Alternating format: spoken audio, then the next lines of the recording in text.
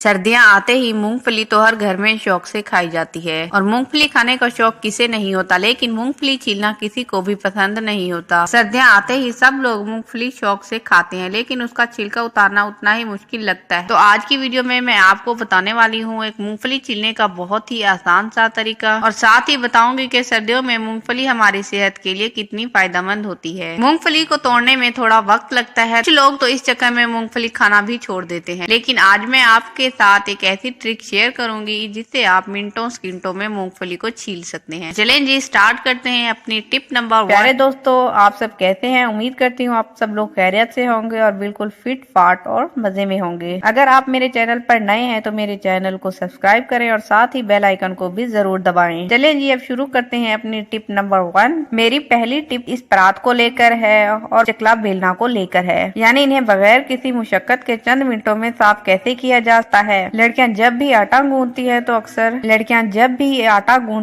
इस तरह चकले बेलने के ऊपर और परात में इस तरह से आटा लगा देती हैं और इसे धोना बहुत ज्यादा मुश्किल हो जाता है। इसको साफ करने का बहुत ही आसान सा मैं आपके साथ तरीका शेयर करने लगी हूँ। इसका बेहतरीन हल ये है कि आपने इसके ऊपर उबलता हुआ गर्म पानी डाल देना है। इससे क्या होगा, जो चिपका हुआ आटा है वो सिर्फ 5 मिनट में नरम हो जाएगा। अक्सर लड़कियां जब खाना बनाना सीख रही होती हैं तो चकले बेलने पे और परात में इस तरह से आटा लगा देती हैं। आपने इसे 5 मिनट के लिए पानी में भिगो कर रख देना है। अगर आप इसे ठंडे या नॉर्मल पानी में भिगोएंगी तो इसे उतारने में आधा घंटा लग जाएगा। चकले बेलने की डीप क्लीनिंग करना भी बहुत जरूरी है, क्योंकि इसके सुराखों में आटा जम जाता है और कुछ देर बाद वो फंगस की शक्ल इख्तियार कर लेता है। और जब हम ऐसे ही चकले बेलने पर रोटी बनाते हैं तो इससे कई बीमारियां पैदा होने का खतरा होता है। इसलिए इसे हमेशा सही तरीके से साफ करना जरूरी है। आप देख सकते हैं कि सिर्फ 5 मिनट में आटा खुद ब खुद पिघल कर उतरने लगा है। अब हम इस परात में थोड़ा बर्तन धोने वाला साबुन शामिल कर देंगे। आप इसे स्टील वाले स्क्रबर से साफ कर सकती हैं, मगर याद रहे कि चकले पर कभी भी स्टील स्क्रबर इस्तेमाल ना करें। चकले को अच्छी तरह से साफ करती हूँ ताकि इसमें कोई भी सुराख ना बने और सफाई भी गहरी हो जाए। आप देख सकती हैं परात वाली प्लेट बिल्कुल साफ हो गई है और चकला बेलना भी अच्छी तरह से साफ हो चुका है। अब थोड़े से नमक की मदद से हम चकले को मजीद साफ करेंगे। नमक एक कुदरती चीज है,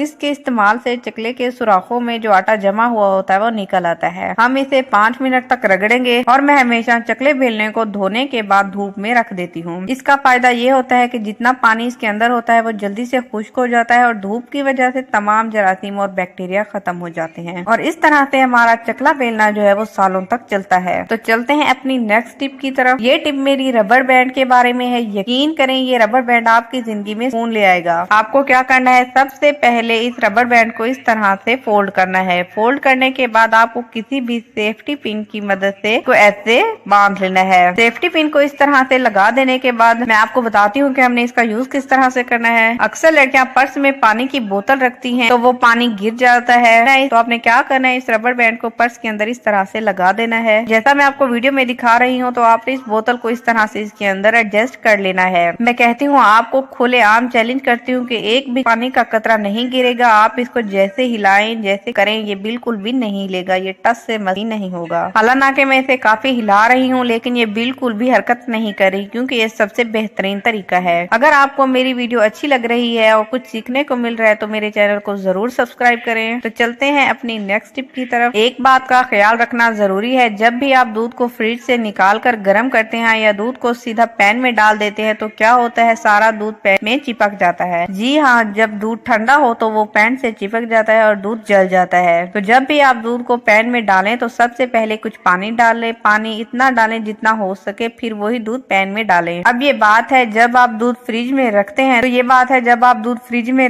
तो दूध में सख्त किस्म की बर्फ जम जाती है और जब आप दूध को सीधा गर्म करते हैं तो क्या होता है, हमारे बर्तन जल जाते हैं और दूध से भी बदबू आने लगती है। सबसे पहले आपने दूध में पानी डालना है और उसके बाद आपने वो दूध उसमें ऐड कर देना है। इससे आपका दूध भी नहीं चिपकेगा और आपका पैन भी खराब नहीं होगा। ये सबसे बेहतर तरीका है। तो चलते हैं अपनी नेक्स्ट टिप की तरफ। अक्सर क्या होता है, हमारे कप के जो हैंडल्स हैं वो टूट जाते हैं और हम इसे बेकार समझकर फेंक देते हैं। अक्सर ये होता है कि हमारे ग्रेटर की जो है तेजी खत्म हो जाती है। अगर आपका ग्रेटर भी सुस्त हो गया है तो आप लोगों को कप पकड़कर इस तरह से इसके ऊपर रगड़ना है। आपका ग्रेटर जो है दोबारा से तेज हो जाएगा, क्योंकि इसकी ग्रेटर करने की ताकत बहुत मजबूत होती है। कद्दूकश करके दिखाती हूँ ताकि आप देख सके ये कितनी तेजी से काम कर रही है। अगरचे पहले ये बहुत सुस्त थी, लेकिन अब देखें इसके टिप के इस्तेमाल से आपको 100% नतीजे मिलेंगे। तो चलते हैं अपनी नेक्स्ट टिप की तरफ। ये टिप मेरी माँ को लेकर है। अक्सर हमारी माचिस के ऊपर पानी गिर जाता है या वो गीली हो जाती है तो उसको चलाना बहुत ज्यादा मुश्किल हो जाता है। तो आप देख सकते हैं मैंने माचिस को गीला कर लिया है। अब हम अपनी माचिस को धूप में रखेंगे। धूप बहुत तेज है, आपकी माचिस से 5 से 10 मिनट के अंदर खुश्क हो जाएगी। तो जब भी आपकी माचिस गीली हो जाए तो आपने माचिस को इस तरह से खुश्क करना है। अगर आपके घर में धूप नहीं आती तो आप माचिस को फैन के नीचे भी रख सकते हैं। अब मैं इसको आपको चला कर दिखाता हूँ। आप देख सकते हैं ये माचिस किस तरह से चल रही है। मैं हमेशा आपके साथ वही टिप शेयर करती हूँ जो मैं अपनी रोजमर्रा जिंदगी में इस्तेमाल करती हूँ। हैंगर पर रबर बैंड लगाने का तरीका जो खवातीन को मोहतात बनाएगा और इनकी मुश्किल जिंदगी को आसान करेगा। तो आपने क्या करना है, सबसे पहले आपको क्या करना है, सबसे पहले आप इस रबर बैंड को इस हैंगर के ऊपर लगा दे जैसे मैं आपको वीडियो में दिखा रही हूँ। अब जहाँ हमें इस्तेमाल करना है वो भी मैं आपको तरीका बताती हूँ। जब भी आप इस किस्म की कमीजें हैंगर करते हैं जो रेशमी किस्म की हैं वो फौरन फिसल कर नीचे गिर जाती हैं। जैसा कि आप देख सकते हैं हमारा हैंगर ऊपर की तरफ हरकत करता है और कमीज नीचे गिर जाती है। बिल्कुल इसी तरह ऐसी कमीजें या साड़ियाँ जो है फिसल जाती हैं वो बिल्कुल भी नहीं फिसलेंगी। तो ये बेहतरीन तरीका है, आपने इसे जरूर होगी और आप लोगों ने इसे जरूर ट्राई करना है। मेरी कोशिश होती है मैं आपके साथ ऐसी टिप्स और ट्रिक्स शेयर करूं जो आप लोगों को फायदा भी दे और आप लोगों के हजारों पैसों की भी बचत हो और साथ ही साथ आपको कुछ ना कुछ सीखने को मिले। प्यारे दोस्तों, आपने मेरी वीडियो को जरूर लाइक करना है और सब्सक्राइब तो जरूर ही करना है। सर्दियाँ आते ही मूंगफली तो हर घर में हर कोई शौक से खाता है और मूंगफली को छीलना हम सबको बहुत ही ज्यादा मुश्किल लगता है। इसको छीलने से हमारा बहुत सारा वक्त भी जाया हो जाता है और हमारे नाखून जो है वो भी दर्द करने लग जाते हैं। तो इसके लिए मैं आपको बहुत ही जबरदस्त किस्म की टिप मैं आपके साथ आज शेयर करूंगी। आप लोग बगैर किसी मेहनत के जितनी चाहे मूंगफली छील सकते हैं। इसके लिए आपने करना क्या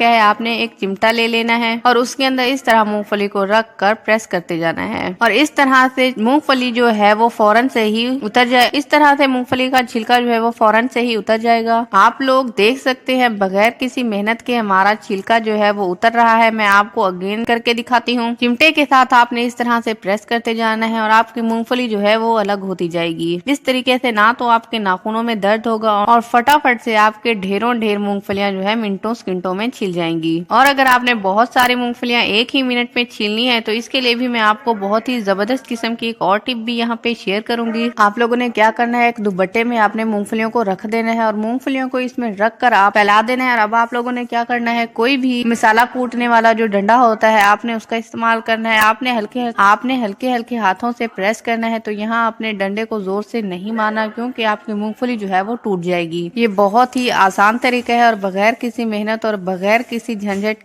आई होप कि आपको मेरा ये आइडिया बहुत ही ज्यादा यूजफुल लगा होगा। तो आपने मुझे कमेंट में जरूर बताना है कि आपको मेरा ये यूनिक और यूजफुल आइडिया कैसा लगा। अब मुझे इजाजत दीजिए। अल्लाह हाफिज।